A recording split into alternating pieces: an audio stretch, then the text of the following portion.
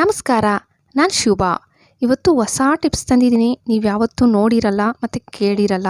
ನಿಮ್ಮ ಹಣ ಕೂಡ ಉಳಿತಾಯ ಮಾಡ್ಕೋಬೋದು. ವಿಡಿಯೋನ ಸ್ಕಿಪ್ ಮಾಡ್ದಿರಾ ಲಾಸ್ಟ್ವರೆಗೂ ನೋಡಿ. ಮಕ್ಕಳದು ಡೈಪರು ನಾನೊಂದು ತಗೊಂಡಿದ್ದೀನಿ. ಸಾಮಾನ್ಯವಾಗಿ ಮಕ್ಕಳಿರೋ ಮನೆಯಲ್ಲಿ ಈ ಥರ ಡೈಪರ್ ಇರುತ್ತಲ್ಲ, ನೀವು ಒಂದು ಸ್ವಲ್ಪ ನೀರು ಹಾಕ್ಬಿಟ್ಟು ಫ್ರೀಝರಲ್ಲಿ ಇಟ್ಬಿಡಬೇಕು. 1 ಅವರ್ ಇಟ್ಬಿಡಿ. ನಾನು 1 ಅವರ್ ಆದಮೇಲೆ ಮತ್ತೆ ನಾನು ನಿಮ್ಗೆ ತೋರಿಸ್ತೀನಿ. 1 ಅವರ್ ಆದಮೇಲೆ ಎತ್ಕೊತಾ ಇದ್ದೀನಿ ನೋಡಿ. ಇದು ತುಂಬಾ ಯೂಸಸ್ ಇದೆ. ಕೂಲ್ ಬ್ಯಾಗ್ಸ್ ಎಲ್ಲರ ಮನೇಲಿ ಇರಲ್ವಲ್ಲ. ನೀವು ಬ್ಯೂಟಿ ಪಾರ್ಲರ್ಗೆ ಹೋಗ್ಬಿಟ್ಟು ಕೈ ಕಾಲಿಗೆ ವ್ಯಾಕ್ಸಿನ್ ಮಾಡಿಸ್ಕೊಂಬಂದಾಗ ರ್ಯಾಷಸ್ ಬಂದಿರುತ್ತೆ. ಅದ್ರ ಮೇಲೆ ಇಡೋದ್ರಿಂದ ನಿಮಗೆ ರ್ಯಾಷಸ್ ಕಮ್ಮಿ ಆಗುತ್ತೆ. ನಮ್ಮ ಅಮ್ಮಗೆ ಮೊಣಕೈಗೆ ಸ್ವಲ್ಪ ತಗಲಿದೆ, ಅಲ್ಲಿ ನೋವಿದೆ, ಅದ್ರ ಮೇಲೆ ಇಡ್ತಾ ಇದ್ದೀನಿ ನೋಡಿ. ನಿಮಗೆ ಎಲ್ಲಿ ಕೈ ಸ್ವಲ್ಪ ನೋವಿರುತ್ತಲ್ಲ ಅದ್ರ ಮೇಲೆ ಇಡ್ಬೋದು. ಮಕ್ಕಳು ಆಟ ಆಡೋಕ್ಕೆ ಹೋಗಿ ಬಿದ್ದೋಗ್ಬಿಟ್ಟು ಬರ್ತಾರೆ, ಊತ ಬಂದಿರುತ್ತಲ್ಲ ಅದ್ರ ಮೇಲೆ ಇಡೋದ್ರಿಂದ ಊತ ಕಮ್ಮಿ ಆಗುತ್ತೆ. ಹೆಣ್ಮಕ್ಳಿಗಂತೂ ಸಾಮಾನ್ಯವಾಗಿ ಪೀರಿಯಡ್ಸ್ ಬಂದಾಗ ಹೊಟ್ಟೆ ನೋವ್ತಾ ಇರುತ್ತಲ್ಲ, ಹೊಟ್ಟೆ ಮೇಲೆ ಕೂಡ ನಿಧಾನವಾಗಿ ಇಡೋದ್ರಿಂದ ಹೊಟ್ಟೆ ನೋವು ಸ್ವಲ್ಪ ಕಮ್ಮಿ ಆಗುತ್ತೆ. ಬೇಕಾದರೆ ಟ್ರೈ ಮಾಡಿ, ಮತ್ತೆ ಬಂದೆ ಕಮೆಂಟ್ ಹಾಕಿ. ಕೊತ್ತಂಬರಿ ಸೊಪ್ಪು ಜಾಸ್ತಿ ದಿನ ಇಡಬೇಕು ಫ್ರಿಜ್ಜಲ್ಲಿ ಅನ್ನೋರು ಮೊದಲು ಆ ಬೇರೆಲ್ಲ ನೀಟಾಗಿ ಕ್ಲೀನ್ ಮಾಡ್ಕೊಂಡಿದ್ದೀನಿ. ಬೇರೆ ಕಟ್ ಮಾಡಿ ತೆಗೆದು ಬಿಡಬೇಕು. ಮತ್ತು ಆ ಕಡ್ಡಿ ಬಂದಿರುತ್ತಲ್ಲ, ಈ ಕಡ್ಡಿ ಕೂಡ ಬಿಸಾಕಬಾರ್ದು. ಸಣ್ಣಗೆ ಕಟ್ ಮಾಡ್ಕೊಂಡಿದ್ದೀನಿ ನೋಡಿ. ಇವಾಗ ಕೊತ್ತಂಬರಿ ಕೂಡ ಕಟ್ ಮಾಡ್ಕೊಬಿಡಿ. ಕಟ್ ಮಾಡ್ಕೊಬಿಟ್ಟು ಒಂದು ವೇಸ್ಟ್ ಯಾವುದನ್ನ ಬಾಕ್ಸ್ ತಗೊಳ್ಳಿ. ಕೆಳಗಡೆ ಒಂದು ಟಿಶ್ಯೂ ಪೇಪರ್ ಹಾಕ್ಬಿಟ್ಟು ಕೊತ್ತಂಬರಿ ಮೊದಲು ಇಟ್ಬಿಡಿ.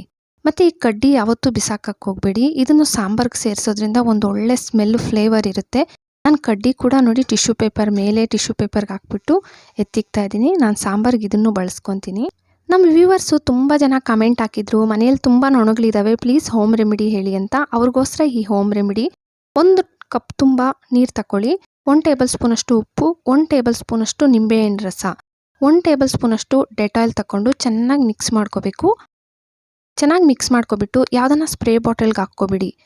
ಸ್ಪ್ರೇ ಬಾಟಲ್ ಇಲ್ಲ ಅನ್ನೋರು ಯಾವುದನ್ನ ವೇಸ್ಟ್ ಬಾಟಲ್ ತಗೊಂಡು ಮುಚ್ಚಳಕ್ಕೆ ಹೋಲ್ಸ್ ಮಾಡಿಬಿಟ್ಟು ಸ್ಪ್ರೇ ಮಾಡ್ಕೋಬೋದು. ನಿಮಗೆ ಎಲ್ಲೆಲ್ಲಿ ನೊಣ ಬರುತ್ತಲ್ಲ ಅಲ್ಲೆಲ್ಲ ಇದನ್ನು ಸ್ಪ್ರೇ ಮಾಡಿ, ನೊಣ ಬರೋದಿಲ್ಲ. ಮತ್ತು ಆದಷ್ಟು ಕಸದ ಬುಟ್ಟಿಯಲ್ಲಿ ಕಸ ಇದ್ದರೆ ಅದನ್ನು ಬಿಸಾಕ್ಬಿಟ್ಟು ಡಸ್ಟ್ಬಿನ್ ಆದಷ್ಟು ಕ್ಲೀನಾಗಿ ಇಕ್ಕೋಬೇಕು. ಮತ್ತು ಡೈನಿಂಗ್ ಟೇಬಲ್ ಮೇಲೆ ಅಷ್ಟೇ, ಮಕ್ಕಳೆಲ್ಲ ತಿಂದಾಗ ಸೋರಿಸ್ತಾ ಇರ್ತಾರೆ, ಅದರಿಂದನೂ ನೊಣ ಬರ್ತಾ ಇರುತ್ತಲ್ವ, ಅಲ್ಲೆಲ್ಲ ಇದನ್ನು ಸ್ಪ್ರೇ ಮಾಡಿ ಕ್ಲೀನ್ ಮಾಡ್ತಾ ಇರಬೇಕು. ನಿಮಗೆ ಎಲ್ಲೆಲ್ಲಿ ನೊಣ ಬರ್ತಾ ಇದೆ ಅನ್ನೋ ಕಡೆ ಇದನ್ನು ಸ್ಪ್ರೇ ಮಾಡಿ ಕ್ಲೀನ್ ಮಾಡ್ತಾ ಇರಿ, ನೊಣ ಕಮ್ಮಿ ಆಗೋಗುತ್ತೆ.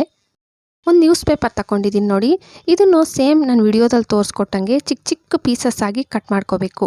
ನೋಡಿ ನಾನು ವಿಡಿಯೋದಲ್ಲಿ ತೋರಿಸ್ತಾ ಇದ್ದೀನಲ್ಲ, ಹಂಗೆ ಚಿಕ್ಕ ಚಿಕ್ಕ ಪೀಸಸ್ ಆಗಿ ಕಟ್ ಮಾಡಿಕೊಂಡು ಯಾವುದನ್ನ ವೇಸ್ಟ್ದೊಂದು ಪ್ಲಾಸ್ಟಿಕ್ ಬಾಕ್ಸ್ ತಗೊಳ್ಳಿ. 1 ಟೇಬಲ್ ಸ್ಪೂನಷ್ಟು ಪುಡಿ ಉಪ್ಪು ಮತ್ತು ಈ ಪೀಸಸ್ಸು ನ್ಯೂಸ್ ಪೇಪರ್ ಕಟ್ ಮಾಡಿರ್ತೀರಲ್ಲ ಇದನ್ನು ಅದ್ರ ಮೇಲೆ ನೀಟಾಗಿ ಜೋಡಿಸ್ಬಿಡಿ. ಇದನ್ನು ನಿಮ್ಮ ಫ್ರೀಝರಲ್ಲಿ ಇಡಬೇಕು. ಯಾರಿಗೆ ನಮ್ಮ ಫ್ರೀಝರಲ್ಲಿ ಐಸ್ ತುಂಬ ಫಾರ್ಮ್ ಆಗ್ತಾ ಇದೆ, ಜಾಸ್ತಿ ಬರ್ತಾ ಇದೆ ಅನ್ನೋರು ಮೊದಲು ನೀಟಾಗಿ ಫ್ರೀಝರ್ನ ಕ್ಲೀನ್ ಮಾಡ್ಕೋಬೇಕು. ನಾನು ನೀಟಾಗಿ ಕ್ಲೀನ್ ಮಾಡ್ಕೊಂಡಿದ್ದೀನಿ ನೋಡಿ. ಮತ್ತು ಈ ಬಾಕ್ಸ್ನ ಅದರೊಳಗಡೆ ಇಟ್ಬಿಡಿ. ಹಿಂಗೆ ಇಡೋದ್ರಿಂದ ನಿಮಗೆ ಎಕ್ಸ್ಟ್ರಾ ಐಸ್ ಫಾರ್ಮ್ ಆಗೋದಿಲ್ಲ. ಬೇಕಾದರೆ ಟ್ರೈ ಮಾಡಿ ಈ ಟ್ರಿಕ್ಸ್ ಕೂಡ. ನನ್ನ ವಿಡಿಯೋ ಇಷ್ಟ ಆಗ್ತಾಯಿದ್ರೆ ಪ್ಲೀಸ್ ಲೈಕ್ ಕೊಡೋದು ಮಾತ್ರ ಮರಿಬೇಡಿ. ಹಾಗೆ ನಿಮ್ಮ ಫ್ಯಾಮ್ಲಿ ಫ್ರೆಂಡ್ಸ್ಗೆ ಶೇರ್ ಮಾಡಿ. Thank you friends.